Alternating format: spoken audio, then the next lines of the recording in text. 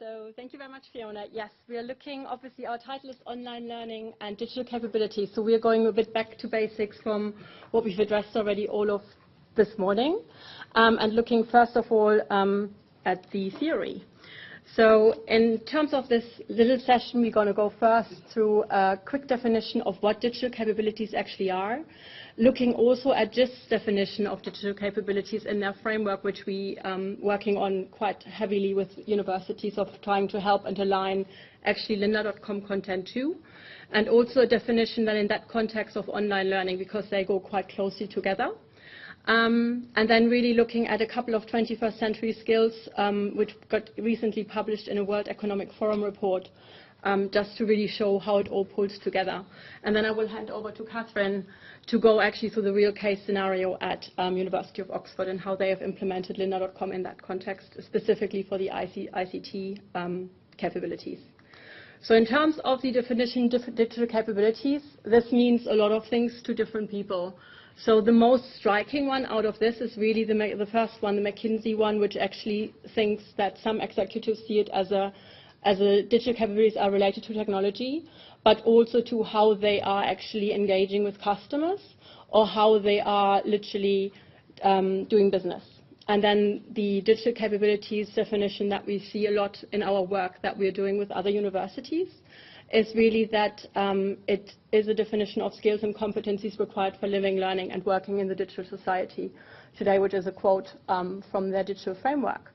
And here particularly we have looked in terms of the theory at all the 6 elements, and it got quite striking in this, and it's the same visual that the gentleman beforehand had, is that the ICT proficiency, which we actually see is a lot of in demand in universities to actually be able to help students and staff to upskill on in an online way, just in a matter of scaling, is actually the central piece of this definition framework. So it touches literally on all the different other elements in terms of the central piece to be able to use this.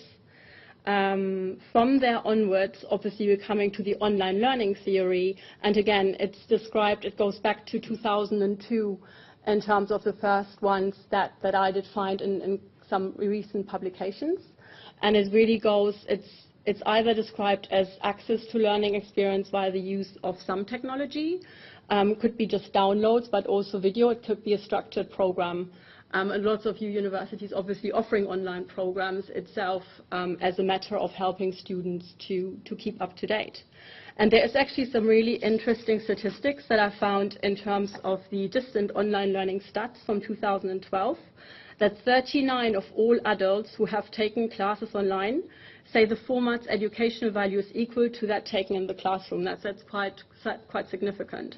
And 72% of university IT staff believe that virtual learning is essential to the 21st century classroom compared to 63% of administrators. So it shows actually a really high level of people thinking that online learning is essential going forward. And then the most striking one that I found, it's from the Americas because it was an ICT survey that was done in 2012, is that 72% of completion rate for online classes at a community college compared to 76% for traditional online classes. So that actually shows there is a real rise in online learning from that perspective, which completes that definition of the theory. Then to really put it all together, this was something that I found this weekend, is pulling all these skills and capabilities together for the 21st century skills, which the World Economic Forum actually published in a recent report. And it shows, again, there's foundational literacy, competencies, and it comes back to people, similar to what people have said actually in previous sessions. It's like literally bringing it all together in this lifelong learning context. And again, ICT literacy is a big part of that. And actually the example that Kathryn is going to talk about is specifically the real-life example of implementing an online learning resource, which is lynda.com for University of Oxford, in the ICT kind of proficiency upskilling for students and staff. Last example on the theory part is that also we have been inspired enough in actually working with a couple of colleagues from UCL and also other universities of actually publishing a playlist. So for everybody who's actually lynda.com member, we have actually a playlist inspired by the JISC framework in terms of tutorials that could help around that framework, which various Microsoft Office suites, study skills, also social media kind of pieces. So that's kind of just the wrap up on the theory. And now I hand over to Kathryn to actually go through the real case scenario at the University of Oxford. Thank you, Silke. So my name is Kathryn Wenczek, and I'm the IT Learning Centre Manager at Oxford University. We started to roll out lynda.com in October 2015. I'm just going to give you a short overview of how we found this experience so far. So, many of you will know that Oxford is a very complex environment to study and work in. The university has over 38 colleges and 6 private halls, and we have 4 academic divisions: humanities, social sciences, medical sciences and maths, physical and life sciences. And then there is a collection of central departments under the umbrellas of University Administration Services and University Collections and Academic Services, who all provide major administrative and academic services to the 4 academic divisions. All of these units are totally autonomous and in all respects, including IT skills, and so introducing any new service can be a very big challenge. So my department, IT Services, is a central service and touches most areas of the university. And the IT Learning Centre, which I manage, is a major player in providing digital skills training to the university. IT Services has been involved in skills training for over 25 years, and we currently have 5 state-of-the-art flexible teaching spaces in our base at Banbury Road in Oxford, and we also go out to colleges and departments to deliver courses. So just to set the scene, here are some quick figures about us. Last year, our programme delivered 798 classroom-based courses. Many of these were half-day courses, but there were also some full-day and short one-hour bite-sized sessions as well. And we covered 277 topics, ranging from beginners IT and fundamentals of the Office suite, through to programming, digital media, statistics, data visualization and social media. And the programme is delivered by a core team of teachers, of subject experts, and we also have sessional teachers from around the university who work with us. And we also work closely with our colleagues from the Bodleian Libraries who deliver information skills training. And our programme changes each term based on feedback from users, colleges and departments, and changes in technology. So, we measure our impact in terms of participant contact hours, and by that I mean the number of people times the length of the course. And last year this amounted to over 25,000 hours of teaching. Our courses are open to all members of the university: undergraduates, postgraduates, staff and academics. And nearly 4,000 people attended our courses last year. And the average number of courses that people attended was 3. You can see from this slide that the postgraduate and staff are our biggest audience, and this has been the same for a number of years. So putting this into context of Oxford University, overall there are about 22,000 students and 12,500 staff. So that's a total of 35,000 members overall. So as a programme, the IT Learning Centre sees about 11% of the university population, which is about 1 in 8. So we got to 2014 and we reviewed our programme and concluded that we needed to solve a number of issues. Our first challenge was that our programme is predominantly classroom-based. However, we're full. We can't fit any more classes in our teaching spaces, and we have many waiting lists. And we also recognise that many people want digital skills training outside of the classroom environment. The second challenge was that we don't see many undergraduates, and we all realise that these groups need functional IT skills. And then our third challenge was keeping up to date. We all know that the amount of software and frequency of updates has ballooned in recent years. Sorry, it's gone wrong.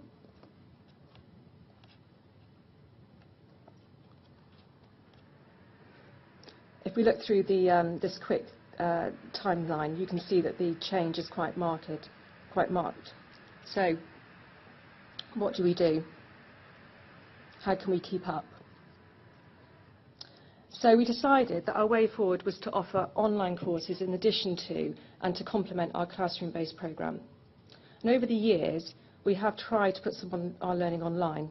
Some of you will be familiar with ECDL, which we offered online, and Microsoft Academy. These were quite niche and didn't cover the whole range of our courses, and we stopped offering these options as the uptake was not high. For some areas, we have used open educational resources, and we make our own course resources available through our ITLP portfolio. This is a very popular resource. Last year we had over 6,000 people visiting our portfolio. However, it's very much an online repository for classroom-based resources.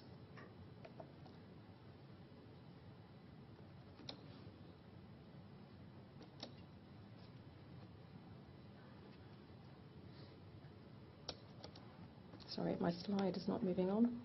Okay, so first of all, we thought about whether we could create our own online resources. And after assessing this, we realised that though we could develop the quality of resources, the speed of development and staff costs would be unrealistic. Therefore, we tried to find a third-party solution with the capability of providing a breadth of online learning resources to the depth and quality we needed. And we decided to go with lynda.com, as have most of the Ivy League universities and a growing number of universities in the UK. And we chose lynda.com because it complemented the ITLP in terms of the breadth and quality, and in fact it's greatly expanded our offering. So here's a quick overview of how we've implemented it. At the beginning of January 2015, we started seriously talking to lynda.com, and by March we were ready to start the procurement process. This took longer than we expected while the lawyers dotted the I's and crossed the T's, but we got to the 1st of September and we were ready to launch for the new academic year. We bought a licence that allows us to offer this as a free-to-use service to university members, and which can be accessed by the single sign-on and is available 24/7. We did a soft launch, gradually spreading the word that Lynda was available to all university members, and the uptake has problem with my slides. Try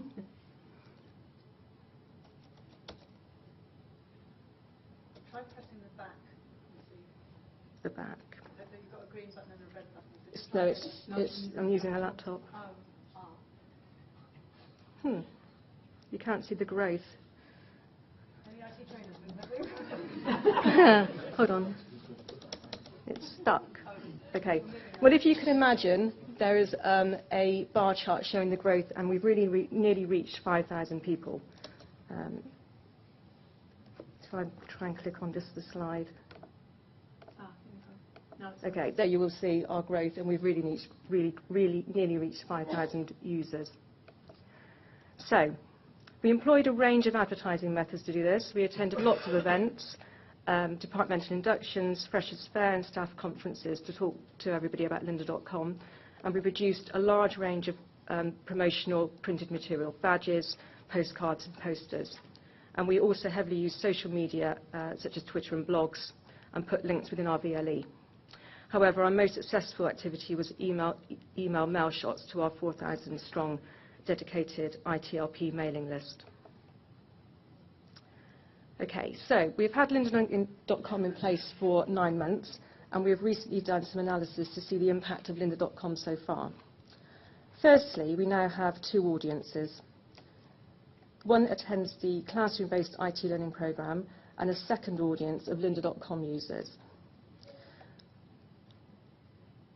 We know that our 4,700 users have signed up, but how many of them are actively engaged?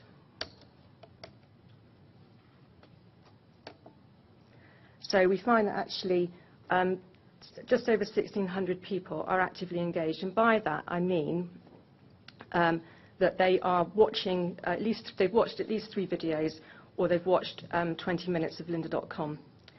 And it's interesting to see that where there is an overlap between the two, it isn't as big as we may have thought. And so, in fact, we've significantly grown our reach. The other challenge we had was our undergraduate community. So of the ITLP users, only 110 are undergraduates, compared with 161 of the engaged lynda.com users. So the overlap is not great. In terms of proportion of users, a much higher proportion of engaged lynda.com users are undergraduates. So we think this is a good start, but more could be done to engage with the undergraduate community.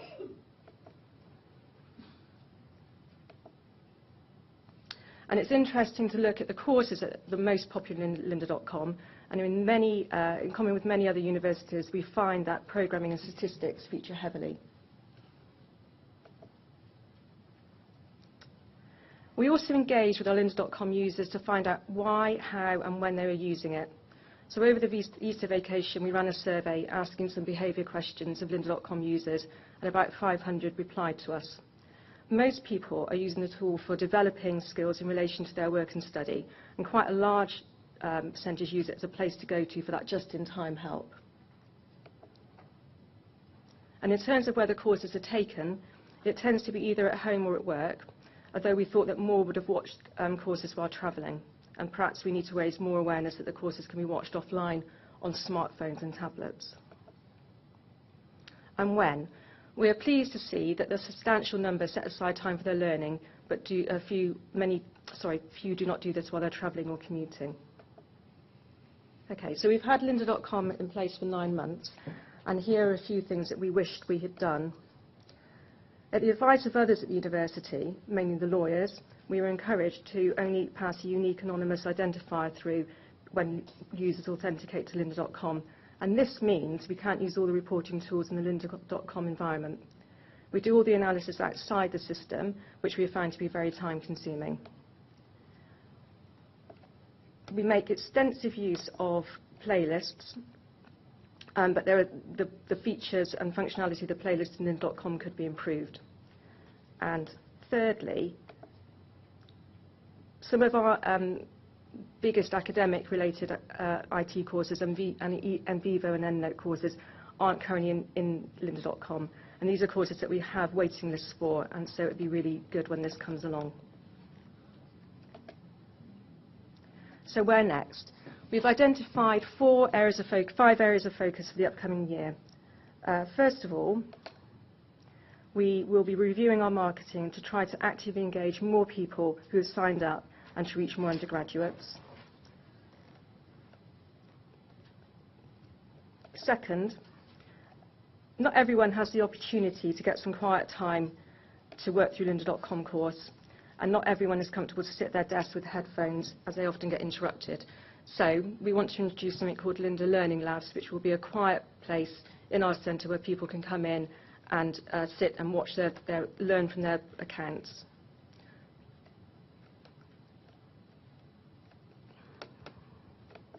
And thirdly, you've all heard of flipping the classroom. That means getting more core skills outside the class so that valuable time can be spent for deeper learning in the class, and we hope to do more of that. And fourth and fifth are about increasing engagement. We know that some universities are working with academics to include lynda.com in their talk programmes, and we hope to engage with Oxford academics to do something similar. And we want to engage with our colleagues in other UAS and ASUC services, such as staff development, careers and libraries, to encourage them to use and promote lynda.com. So that's our journey so far. The feedback we have had from university members has been very positive, and the introduction of online learning is allowing us to reach new audiences. Great. Thanks, Kathryn. Any questions?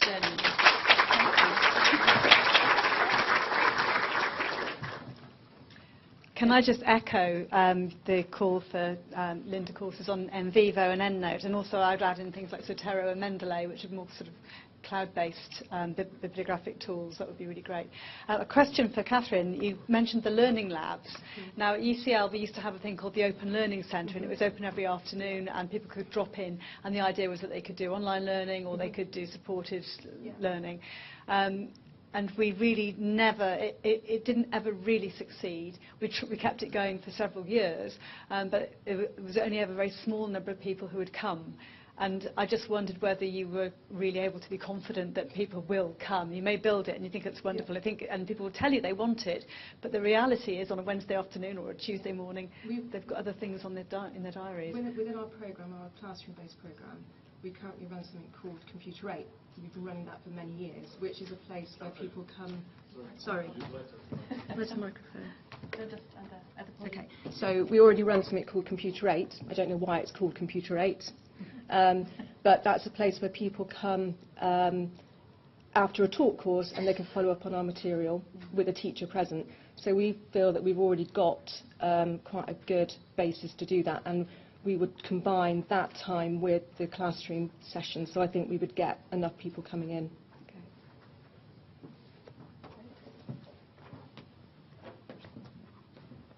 Hello. I just wondered how much you curate the videos. So how much guidance you give to the students in terms of what videos they could find, and sort of helping them get to find the playlist, for example.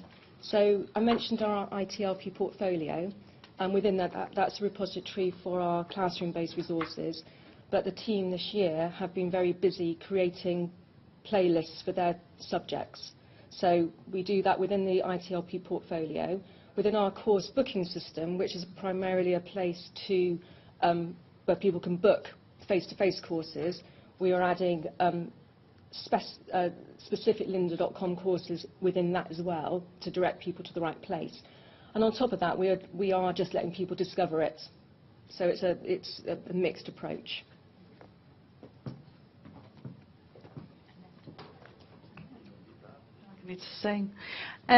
Do you tend to put a time limit on your playlist? Because what I've found when I was trying to create a playlist from scratch, the hours have clocked up, and then it becomes a daunting task.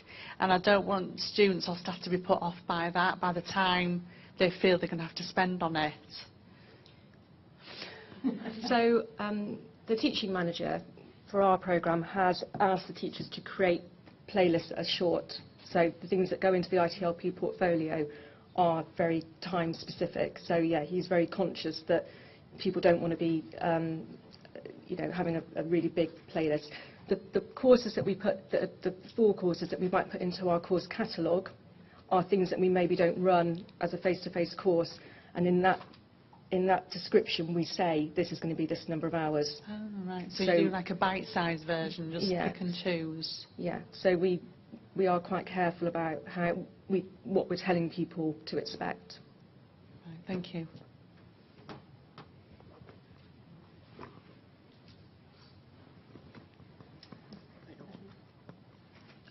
Hi, I'm from Essex. We've been trialling lynda.com since April, and one of the difficulties that we have is getting the messages out to our community, because our communications are working very hard to streamline the messages that are going out because they feel that there are too many. You talked about being able to email out to your community. Is that an opt-in arrangement, or do you have so I guess I'm wondering, is there a mechanism where you can send a message out to everyone to let them know that it's there, or were there opt-in channels that you had to use? They were mainly opt-in. We've worked, our mailing list is generated from people who book on our face-to-face courses, and it's part of the booking system. So though it's opt-in, it's very much something they have to go through a process and see. But we've also worked with the student community, the student union and other places to send out messages to their mailing list. But it is about finding the gatekeepers. In Oxford, there's lots of mailing lists. There isn't a central comms team. So it is about finding the gatekeepers to those mailing lists and then writing the messages that you want and sending them out. Fortunately, I control our mailing list, so I can send out as many messages as I want. Do you use Lynda in conjunction with that, or do you use one or the other? Because you can email through... No, because the details that we put through to lynda.com are very, very small, so all our communication is done outside of Lynda. Right. Yeah. Just to say, one thing we did at UCL to promote it was we sent out a tweet, and we made sure that the right people retweeted it, pointing out that students would have to spend more than £200 a year on a licence for Lynda, and we were giving them that for free, and wasn't that quite a good deal? And that got it going. And I think then once the students discover it and they find that the courses are really good and really useful, then it goes viral. So we've had an extraordinary level of uptake, and it's been really good evidence that we can then present to the Higher Education Review panel and that kind of thing. So it's all good. I think we've got one more question. Oh, two more questions. Hang on. Just a follow-up. To me, and I may be interpreting this slightly wrong, but I suspect that your university has low levels of capability when it comes to digital communication, and that may be more part of the problem. Because those are the things, when people say, oh, we have too many people using email, it means they've not considered completely different channels, different options, different ways of doing things, because you've got to send everything out via email, and that's the thing. So I'm just, it's just wanted to point there.